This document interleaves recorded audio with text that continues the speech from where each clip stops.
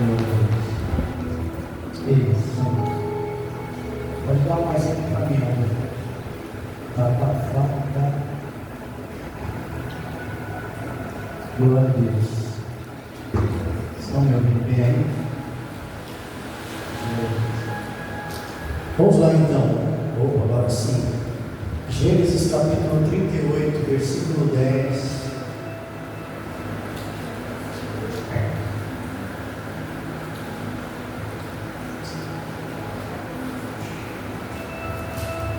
Gênesis, quem sabe onde está o livro de Gênesis?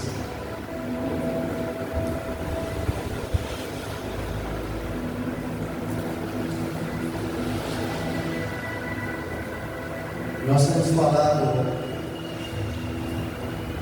nesse primeiro momento, eu estava conversando com meu pai e nós estávamos trocando uma ideia sobre a igreja. E nós temos dado uma série de mensagens falando sobre liderança. Amém, irmãos? Você que vem no sábado, você tem percebido que Deus tem dado uma oportunidade para a gente estar falando sobre liderança. Você que tem me acompanhado nas redes sociais, você sabe também que eu estou sempre postando algo falando sobre liderança. A permissão do nosso pastor. E nós estamos preparando uma visão de liderança para a igreja. E Deus vai nos abençoar sobre essa palavra. Eu estava lendo esse texto, fazendo a leitura diária da minha Bíblia, e estava me deparando com esse texto do capítulo 38 de Gênesis. E se você acompanhar, esse capítulo é um capítulo que vem isolado, porque você pega o capítulo 37 de Gênesis e vai estar ali falando a história de José. Começa a falar dos filhos de Jacó. Você vai ver a história de José e os seus irmãos. E no meio dessa história de José, quando ele é colocado numa cisterna, numa caverna, deixado ali pelos seus irmãos, depois ele vai passar aí para o Egito, no meio do capítulo 38. E vai contar a história de Judá e Tamar. É uma história muito louca. Se você parar para ler, não sei se você já leu aqui esse texto. É uma história muito interessante que vai falar quem era Judá. Judá era um desses irmãos que colocou José na cisterna, e ele, por um tempo, ele sai da casa de seu pai e vai para uma terra e fica por um tempo nessa terra. E nós vemos que na linhagem, o livro de Gênesis vai tratar especialmente sobre a linhagem do nosso Salvador Jesus Cristo. Quem crê nisso? Vai trazendo a genealogia, e Deus vai preparando a linhagem de Jesus através de Abraão e sua descendência. Você vê no capítulo 38, esse Judá saindo da terra de seu pai, e agora ele vai para uma outra terra e toma uma outra mulher que não é descendente de ninguém da parentela do seu pai. É uma história muito boa que eu gostaria de ler com você. Capítulo 38.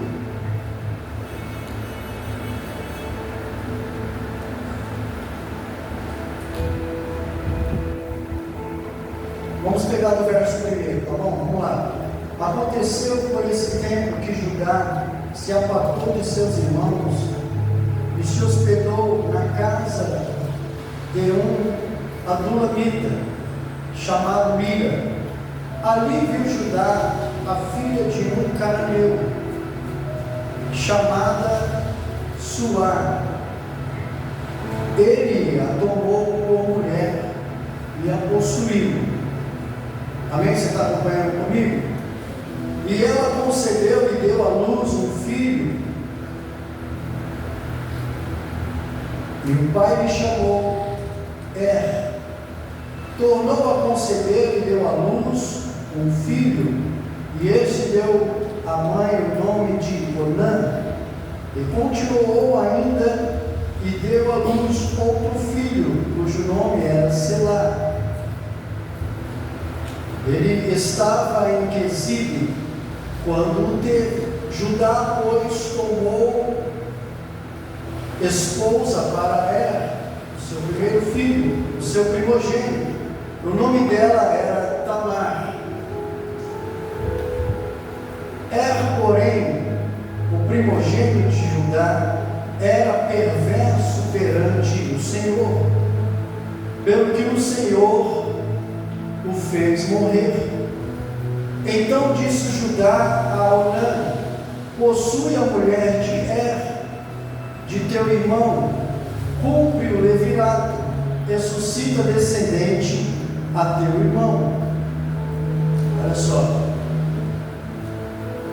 a esposa dele morreu, aí para manter a descendência santana, o pai leva o outro filho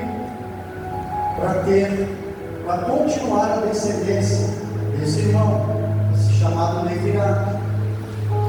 Mas acompanha a história, porque o primeiro era mau perante o Senhor.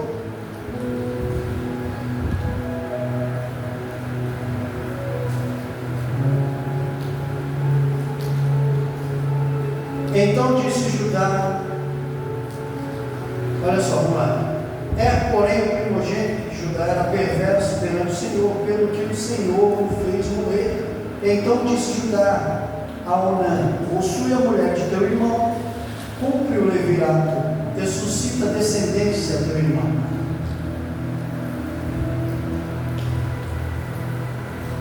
Sabia, porém, Onã que o filho não seria tido por seu, e todas as vezes que possuía a mulher de seu irmão, deixava o sêmen cair na terra, para não dar descendência a seu irmão.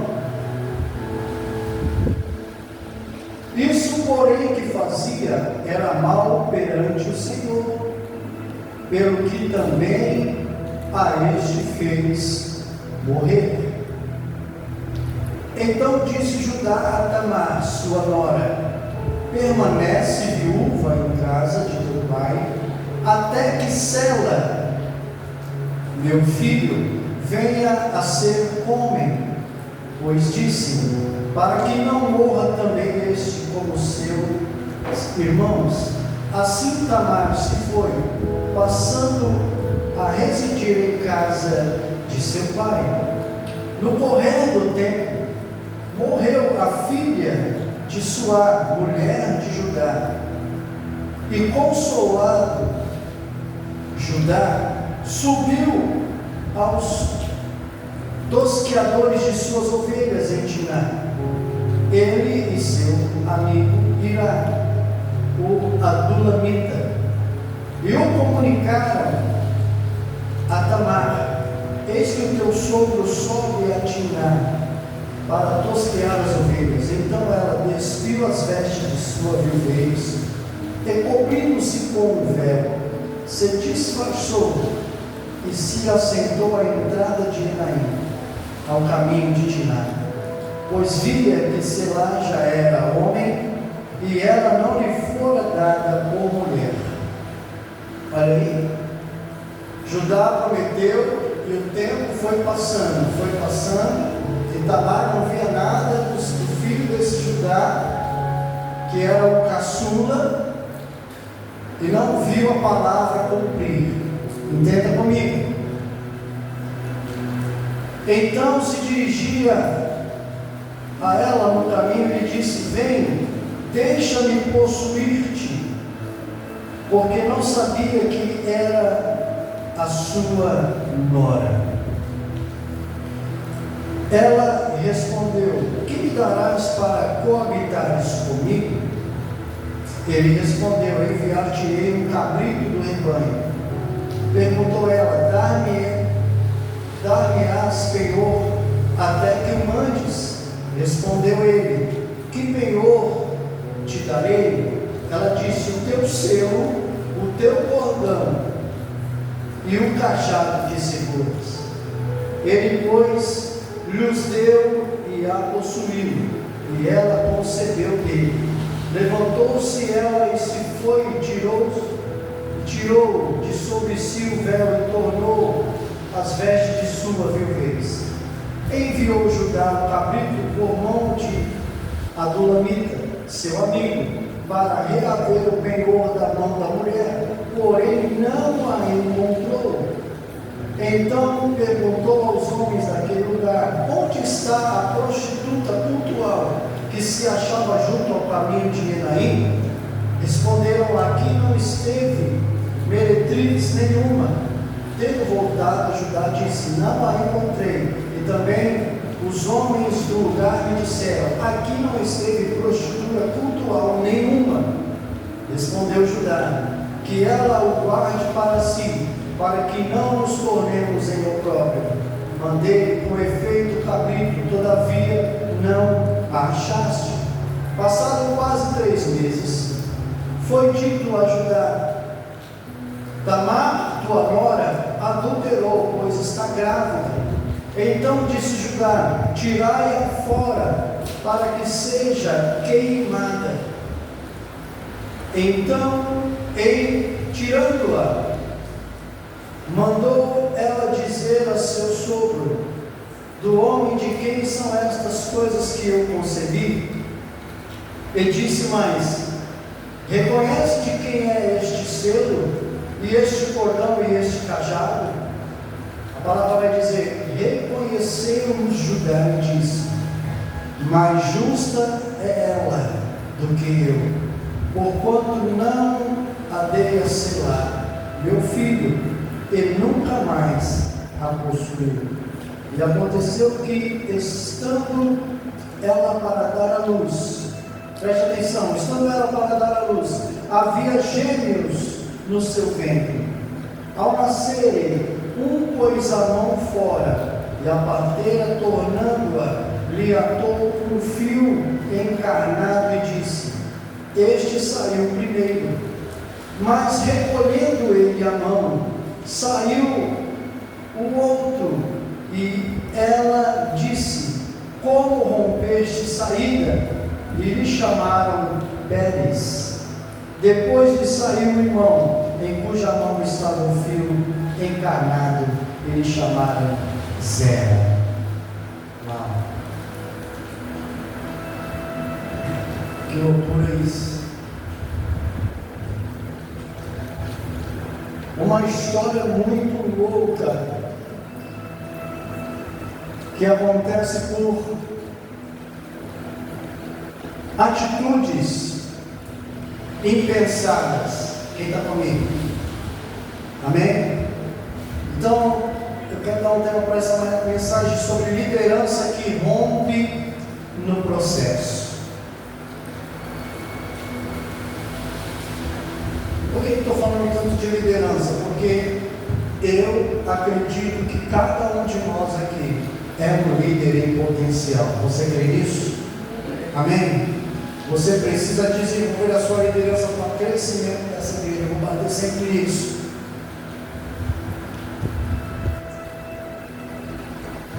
Então, liderança não nasce limpa.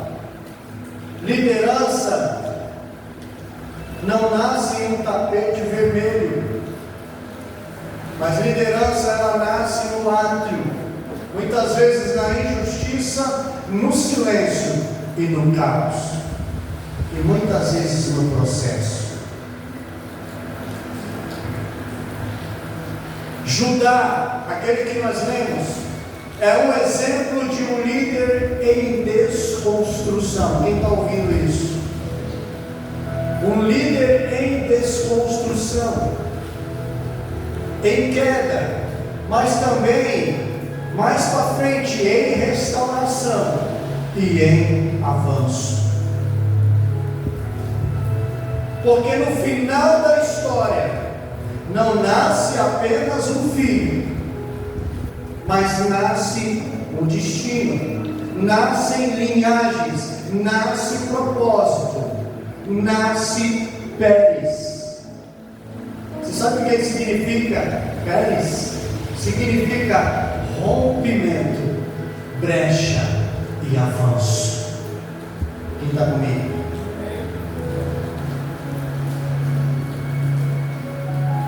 Porque toda a liderança é forjada num ambiente de crise. Você está ouvindo isso? Toda a liderança. Não, nós estamos sendo forjados num ambiente de crise. Eu estou sendo forjado num ambiente de crise. Judá enfrenta perdas familiares. Você entender, eu acho que Judá, porque no capítulo anterior, você precisa ler a história. Ele é um dos irmãos de José, que o lança numa cisterna e volta para casa.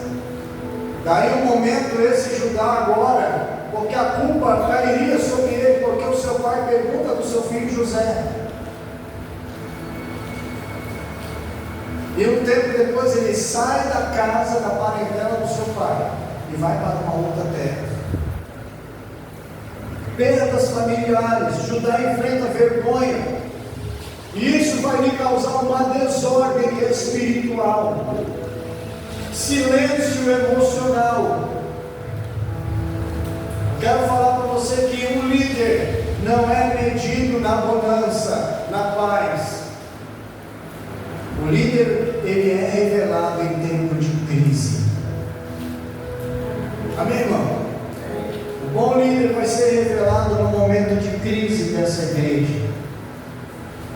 No momento em que todos estão saindo ou não estão vindo, estão frios, mas os líderes vão se levantar no momento de crise para ajudar aqueles que estão fracos. Quem está comigo? É fácil? Não. É difícil, é forjado no fogo.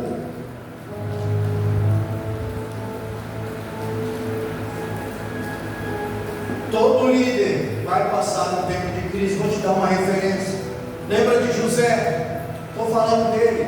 Vendido, humilhado, mas depois foi promovido. Moisés é aquele que é rejeitado, mas ele é chamado e é enviado para libertar o povo. Davi, quem era Davi? Era um cara esquecido, que ficava lá com as ovelhas do seu pai, mas ele foi ungido. Mas Davi foi também perseguido. Esther, você já leu o livro de Esther? Era uma órfã, mas vira uma rainha, uma libertadora. Você está entendendo, irmão? Que é dos pequeninos. O Senhor é especialista em pegar os pequeninos, Marcelo, aqueles que ninguém confia.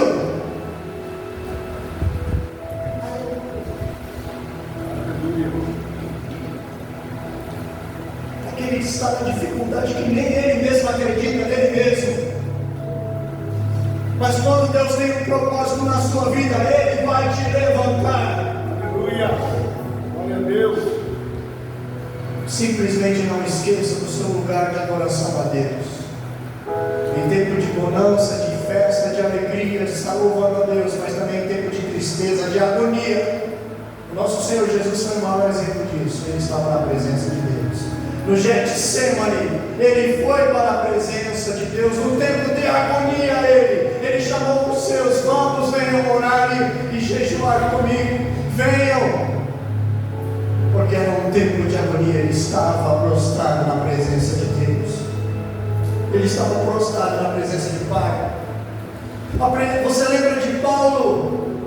Paulo, de um grande perseguidor, foi transformado em apóstolo. E você vê Paulo no Novo Testamento, um grande escritor para a igreja. Tiago 1, capítulo 2 até o 4 vai falar sobre que a prova produz perseverança. O que diz lá, querido? Você pode colocar aqui, Juninho. Tiago 1, 2, 4. Olha só que bonito. Meus irmãos, tende por motivo de toda alegria passardes por várias provações, sabendo que a provação da vossa fé, uma vez confirmada, produz perseverança. Ora, a perseverança deve ter ação completa, para que sejais perfeitos e íntegros, em nada deficientes.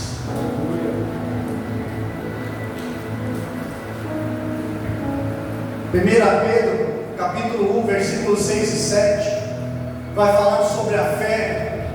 A fé provada é fé preciosa. Ora, cadê? Coloca lá junto. 1 Pedro 1, 6 e 7.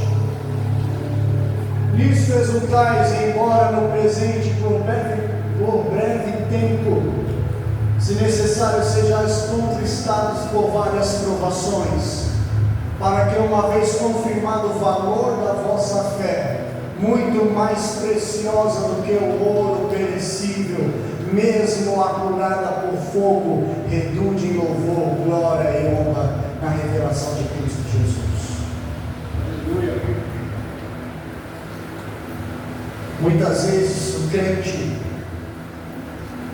ele quer o palco antes de um processo, mas no reino o processo é o que legitima o palco.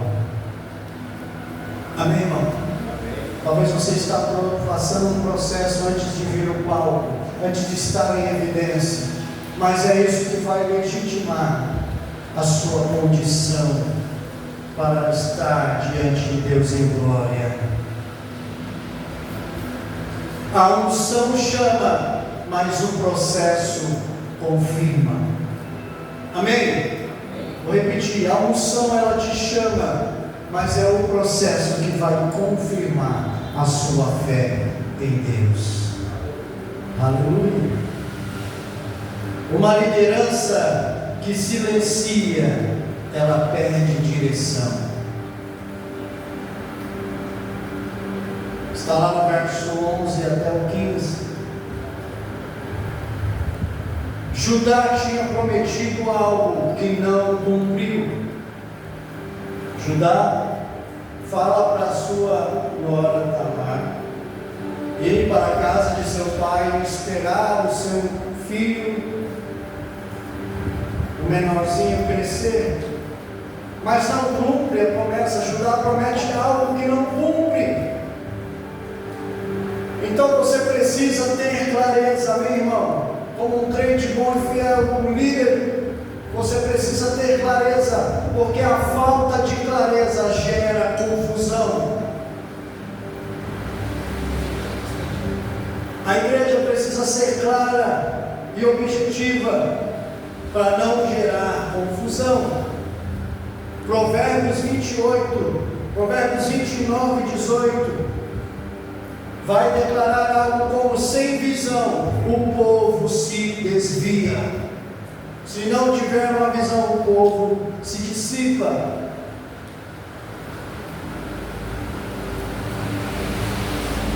Porque onde não há instrução, o inferno pode interpretar coisas. Onde não há instrução, por isso toda palavra que sai desse lugar, você precisa estar com os seus ouvidos aguçados para aprender a instrução que está sendo dita nesse altar. O inimigo vai tentar colocar sono em você, a palavra chata, mas ela é instrução e aprendizado.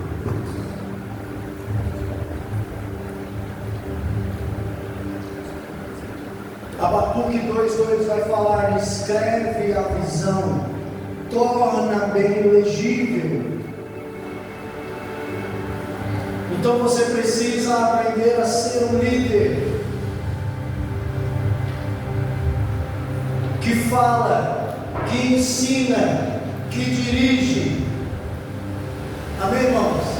Você desde agora precisa aprender ser um líder que fala aquilo que aprende. Não guarde só para você.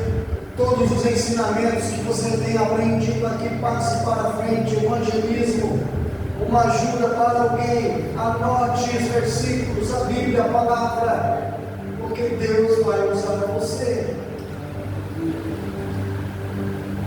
Um líder que não fala, não ensina, não dirige, abre espaço para o caos. Toda liderança espiritual precisa carregar voz, direção, visão e clareza.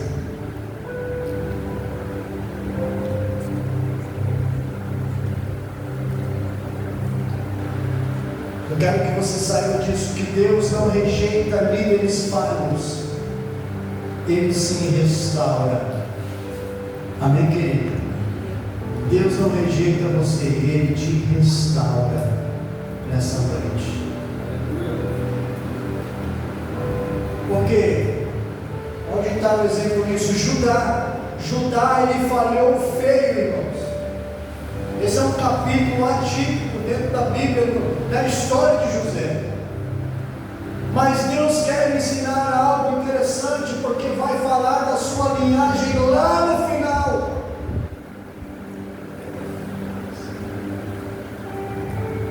Judá falha feio, tem um erro moral, tem um erro espiritual, tem um erro de caráter. Você pega desde o início desse texto, você vai ver que coisas absurdas. Erro de caráter. Mas aí vem o poder do Evangelho, vem o poder de Deus que se aperfeiçoa na fraqueza. Quem está comigo? Quando você é servo de Deus, e Deus tem um propósito na sua vida, Deus ele não vai ungir perfeição, mas Deus ele unge arrependimento. Quem ouviu isso?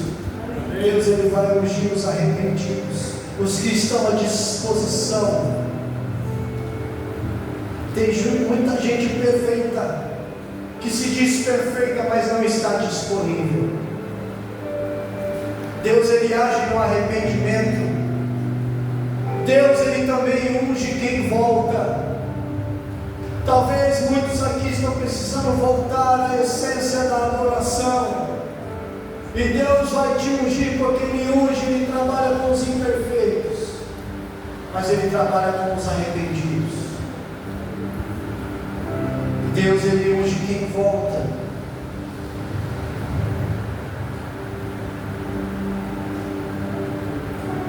Davi vai falar no seu Salmo 51, ele é uma referência que Deus restaura.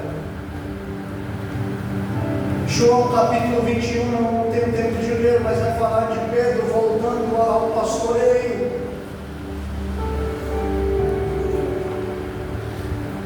Eu tenho Paulo que vai sair daquele que persegue para um apostolado. Deus unge quem se arrepende, Deus unge quem volta. Eu tenho Jonas, que se rebela para dar uma mensagem que Deus mandou, e ele vai sair do peixe para a pregação. Quem está comigo?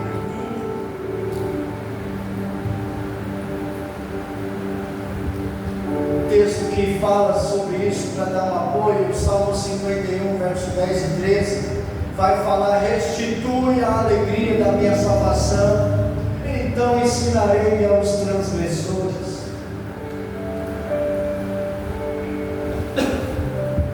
Você precisa estar sendo restaurado.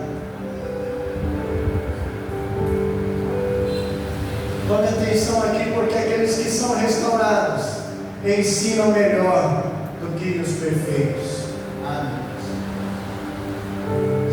Você escutou o que eu falei?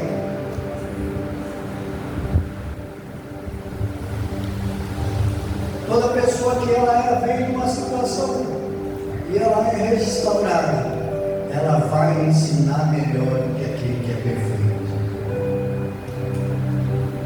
tem mais para dizer. Ele tem vivência, ele foi restaurado, ele estava lá, mas foi resgatado, restaurado.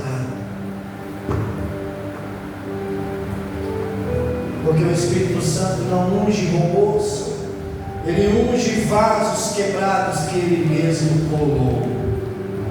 Quem pega essa palavra? Nós devemos ser cristãos em liderança madura, a maturidade, porque uma liderança que é madura assume responsabilidade. Amém, irmão?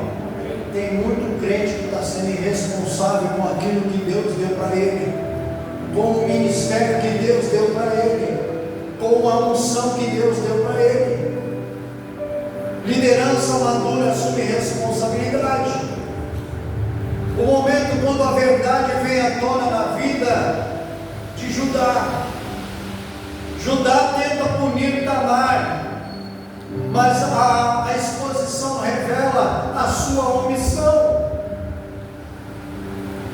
Porque a história é tão louca, porque a mulher, olha, a tua nora, ela prostituiu, ela parece grávida. Passou-se 3 meses, mas Tamar apareceu grávida. E é levado isso a Judá.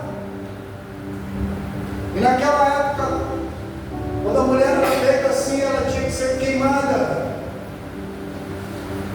Aí então Tamar vai falar: não, mas espera aí, esse filho aqui é seu. O que você está falando? Esse filho é seu. Aí ela vai mostrar os utensílios que ela pegou dele. A verdade vem à tona.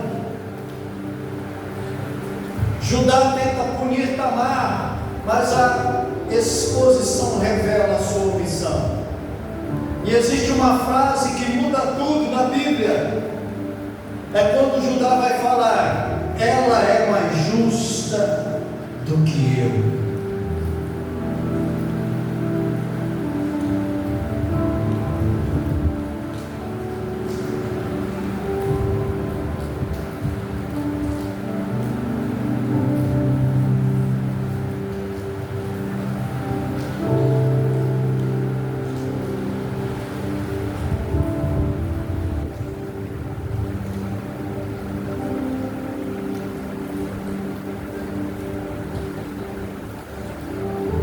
Versículo 26, reconheceu-os Judá e disse: mais justa é ela do que eu, porquanto não a dei a selar meu filho. Amém? Só alguns vão entender.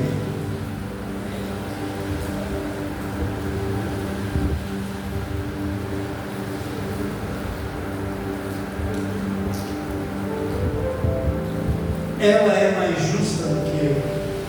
Isso é confissão, isso é quebrantamento, isso é autorresponsabilidade. Quando Judá tem essa atitude, ele se arrepende, porque toda a verdade vem à tona, irmãos, para a limpeza, para a correção. Quem está comigo? Gálatas 6,5 vai falar sobre cada um levará o seu fardo.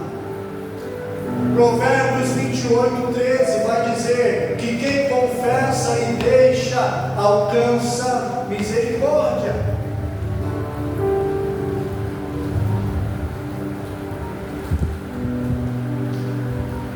Líder que é líder, ele não culpa,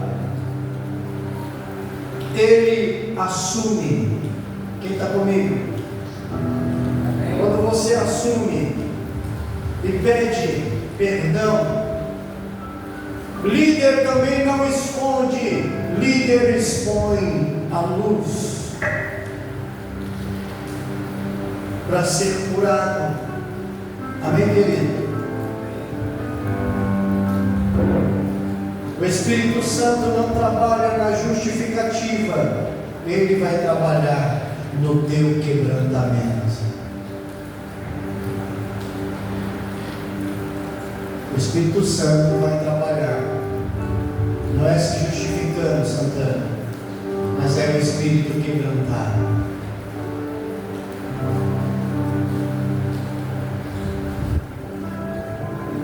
Ele trabalha no quebrantamento. E para terminar, eu quero dizer: Deus faz nascer lideranças dos improváveis. Está aqui nesse texto que nós lemos. Quem era Tamar? Tamar é improvável. Judá, então, é improvável. Toda essa história que nós lemos, depois você lê com mais calma e tire sua conclusão. A história toda é improvável, querido.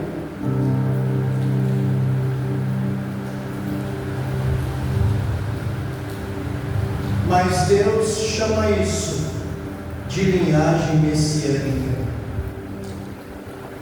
Porque lá no último, lá no final, Tamar vai dar a luz.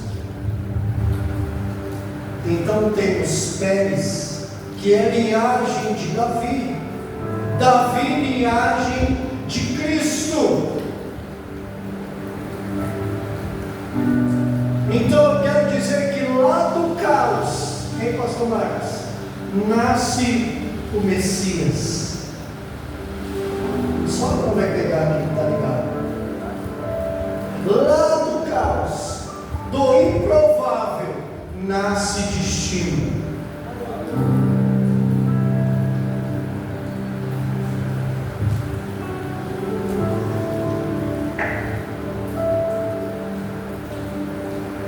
Estava conversando com meu pai, ele estava falando como é que ele foi para a escola bíblica. Isso aqui é um improvável.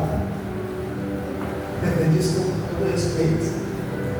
Mas pela história dele, cara, ele fugiu da escola bíblica. Olha só. Não foi? Verdade? Pior ainda. Ele foi expulso. Ele foi expulso da escola bíblica. Você entendeu? Não é a escola normal, é a escola bíblica. A formação de pastores.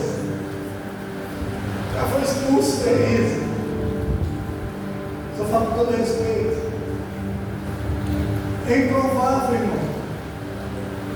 Mas Deus tinha algo na vida dele. Você está entendendo? Que ele estava falando: olha, foi na mesma semana, não sei. O diretor, Deus falou com o diretor: ei, vai lá e busca o Marquinhos. Eu estou mentindo? Aí para com o homem velho da escola bíblica lá, não sei quem, pastor Luiz Carlos: ó, Marquinhos, vamos. Mas eu fui expulso. Não, o diretor está mandando te buscar, Deus falou com ele. Amém, irmão? Você está entendendo? Talvez você está olhando aqui dizendo: se diz improvável para qualquer coisa, para evangelizar. Não, Deus tem algo no seu coração. Deus, ele trabalha com o improvável.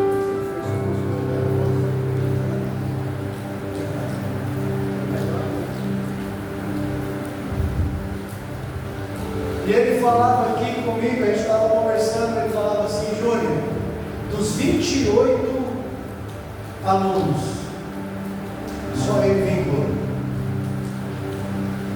Ei, irmão, só vamos entender. Porque do improvável nasce o destino. 1 Coríntios 1:27 vai falar que Deus, olha só, Deus escolhe os fracos.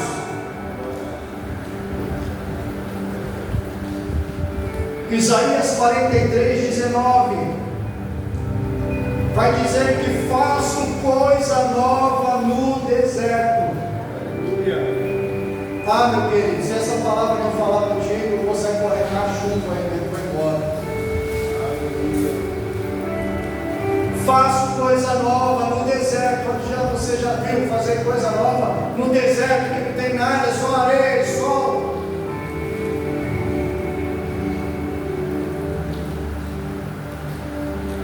Lá no final desse capítulo 38, nós vamos ver Pérez, que chama o sinal do rompimento. Pérez, ele nasce atravessando uma expectativa. E é tão doida a história que eles são gêmeos. E o primeiro, Zera, quer nascer primeiro, coloca a mão para fora do útero. E a parteira coloca um cordão meio carmesim para marcar, e ele puxa para dentro. E logo depois nasce Zera. Aliás, nasce Pérez. Zera tinha a fita, Pérez tinha o destino.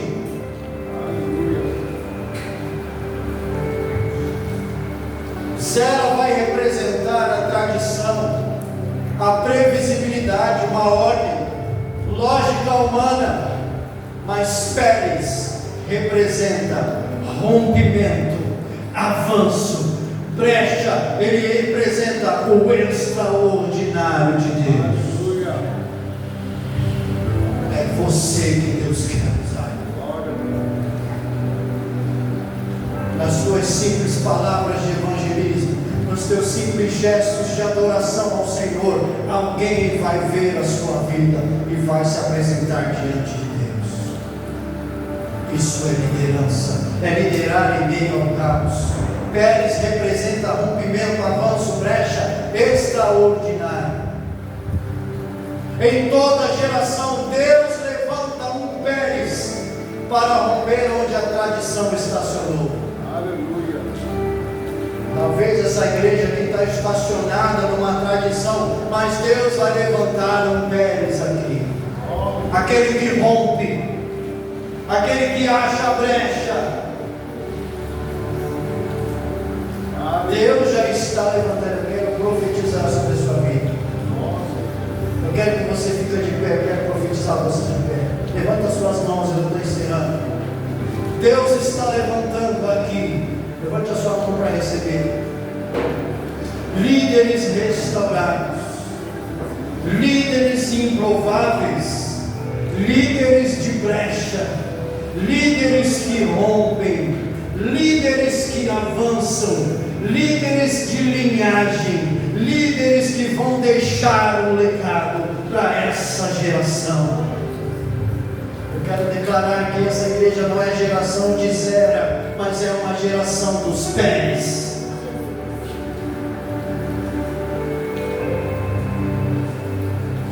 Porque eles não são previsíveis, são proféticos. São uma liderança que não é comportada, mas é uma liderança pentecostal, que acredita no mover do Espírito de Deus na sua vida. É uma geração que não é estagnada, mas é uma geração de rompimento. Eu profetizo nesse lugar uma geração de rompimento. Que saia toda geração estagnada da mesmice, mas uma geração de movimento. Se levante no mover do Espírito. Pode ser eu, pode ser você, pode ser qualquer um aqui que deixe o Espírito Santo agir na sua vida. Aleluia. Deus precisa que se levante 1, 2, 3, 4, 5, mas Deus precisa de disponíveis que estejam a fim de ser usados pelo poder do Espírito Santo de Deus. É você, meu amigo, é você, minha irmã, na tua fidelidade, na tua fraqueza, nos teus vários problemas, Deus quer usar você. Rompa nessa noite. O que você precisa assumir? O que você precisa restaurar? Que Pérez Deus precisa gerar em você aqui nessa noite?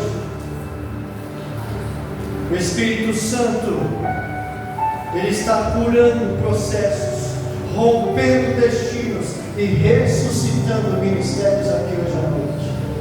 Levante as suas mãos, feche os seus olhos. Pai, em nome de Jesus, restaura as chamadas, libera um legado, levanta líderes aqui nesse lugar. Esses irmãos que levantam suas mãos, que a unção alcance eles. Aquilo que eles têm chamado, seja qualquer coisa aqui nessa igreja, que eles sejam totalmente usados por Ti. Que não se deixe levar por nada, mas pela Tua presença e pelo Teu Espírito. É chegar no céu e o Senhor vai levantar pessoas, os pés que vão romper, os desacreditados vão andar fluindo no Espírito Santo.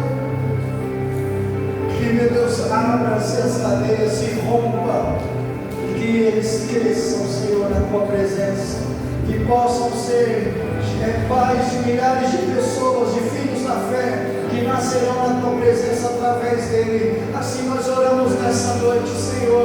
Age aqui neste lugar, age com líderes, com rompimento no nome de Jesus deste ano, e nos guarde e nos brinque, Senhor. Que a Tua presença nos alcance no recorrer desses meses e prepara, Senhor, uma igreja frutífera, pessoas dando frutos, pessoas evangelizando e ganhando almas, alegria de ganhar almas neste lugar.